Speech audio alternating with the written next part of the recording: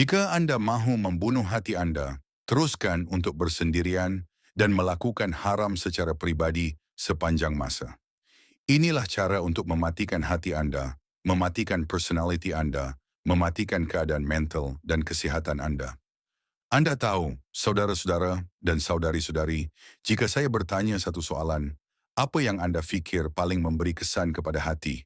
Apa yang Anda fikir paling memberi kesan kepada hati kita daripada semua perkara yang kita lakukan? Di manakah saat hati kita paling jujur dalam kesakitan? Tidak. Atau bolehkah saya katakan realiti seseorang? Bila masa seseorang itu sendiri? Ya, ketika mereka bersendirian. Jika Anda ingin mengetahui diri Anda, tahap keimanan Anda, siapa Anda, jalan mana yang Anda sedang ambil, di manakah kedudukan Anda pada hari kiamat, jenis orang seperti apa Anda sebenarnya sekarang, maka ukur diri Anda ketika Anda bersendirian. Ukur diri Anda ketika Anda memegang benda ini, telepon Anda. Itulah ketika Anda tahu siapa diri Anda sebenarnya. Seseorang yang takut kepada Allah Subhanahu wa Ta'ala adalah jenis orang yang patut Anda berkawan. Dialah lelaki yang patut Anda kawini. Dialah wanita yang patut Anda kawini.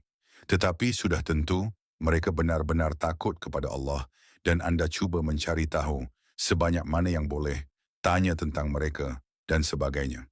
Tetapi perkara utama di sini bukan untuk membincangkan cara mencari pasangan itu.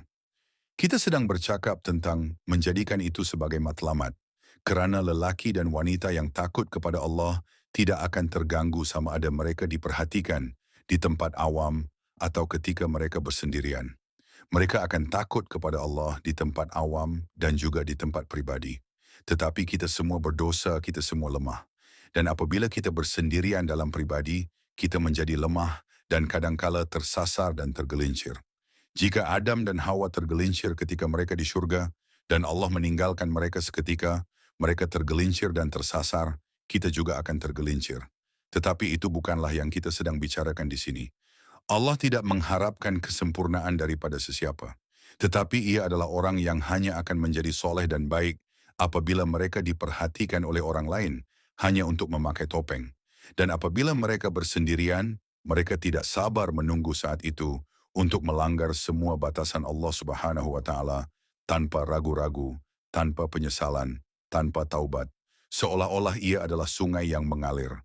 Malah ada orang yang menganggapnya sebagai perkara yang sangat normal dan semula jadi untuk melanggar batasan, berbuat dosa semahu-mahunya, melakukan semua yang haram jika tiada siapa yang melihat mereka.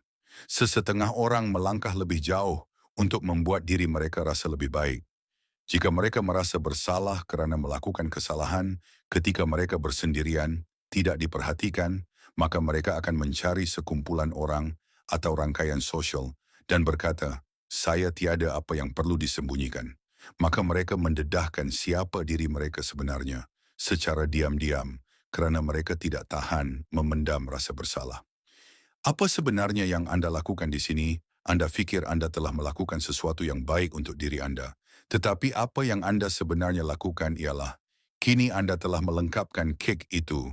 Anda telah menerima diri Anda sebagai seorang yang tidak bermoral. Sekarang ia sudah terbuka. Tetapi syaitan datang kepada Anda dan berkata, sekurang-kurangnya Anda melakukannya di depan orang. Tetapi itu adalah syaitan yang mempermainkan Anda. Dia telah memeteraikan takdir Anda.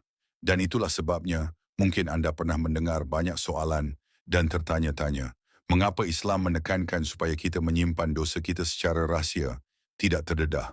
Bukan kerana Anda seorang munafik, bukan kerana sesuatu yang salah Allah mahu Anda terus dalam dosa dan menyembunyikannya. Tetapi pertama sekali, orang tidak memaafkan dosa Anda. Mereka bukan orang yang berhak, orang tiada urusan.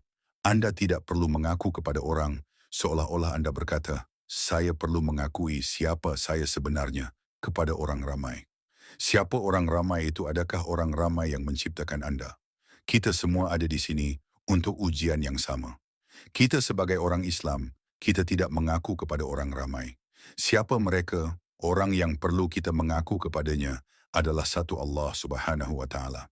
Sudah tentu, jika ada sesuatu yang kita lakukan secara diam-diam yang akan membahayakan orang lain, maka kita harus berhenti melakukannya. atau kita harus memberitahu mereka sebelum mereka dilukai. Itu cerita yang berbeza. Betul hak orang. Kita sedang bercakap tentang diri kita sendiri, batasan-batasan yang Allah telah larang. Jadi seseorang yang takut kepada Allah dengan istri atau suami mereka di belakang pintu tertutup, mereka masih takut kepada Allah. Mereka memberikan hak pasangan mereka. Mereka akan membetulkan jika mereka merosakkannya. Mereka akan meminta maaf jika mereka telah menyakiti. Mereka memperbaiki apa yang telah mereka lakukan salah. Mereka akan melayan anak-anak mereka sebagai amanah.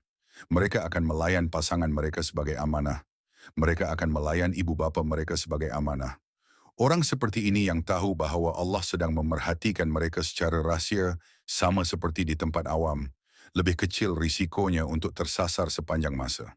Dan jika mereka merasa bersalah, mereka kurang mungkin untuk terus melakukannya dalam jangka masa yang lama.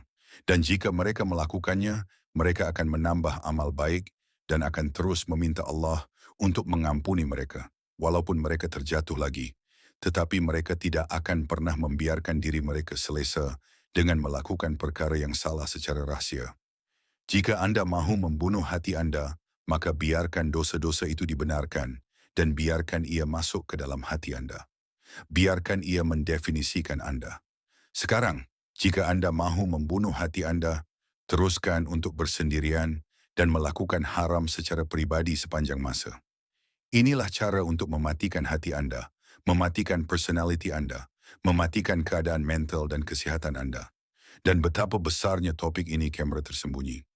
Jika saya memberitahu Anda bahwa ada kamera tersembunyi di dalam bilik tidur Anda pada waktu malam, sepanjang malam, dan ia disambungkan ke rumah ibu bapa Anda, dan mereka boleh melihat Anda, tetapi Anda tidak tahu, atau ia disambungkan jika Anda seorang lelaki ke telepon istri Anda, dan dia boleh melihat semuanya sepanjang malam, sepanjang hari, atau telepon suami Anda, atau anak-anak Anda, atau tempat kerja Anda, atau pihak berkuasa.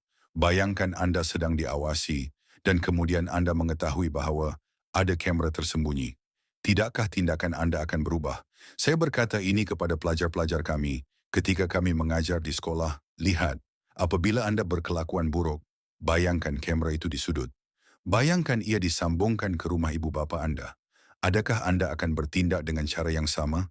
Mereka berkata, oh tidak, bukan ibu bapa saya. Sudah tentu kita akan mengubah tabiat dan tingkah laku kita apabila orang melihat. Dan Allah Subhanahu wa Ta'ala dengan jelas memberitahu kita sebagai orang Islam bahwa Dia sentiasa memerhatikan, baik secara rahsia maupun terbuka. Allah berfirman, Dia mengetahui semua yang memasuki bumi dan semua yang keluar darinya, serta semua yang turun dari langit dan semua yang naik ke langit. Dia bersama kamu di mana sahaja kamu berada. Allah melihat segala-galanya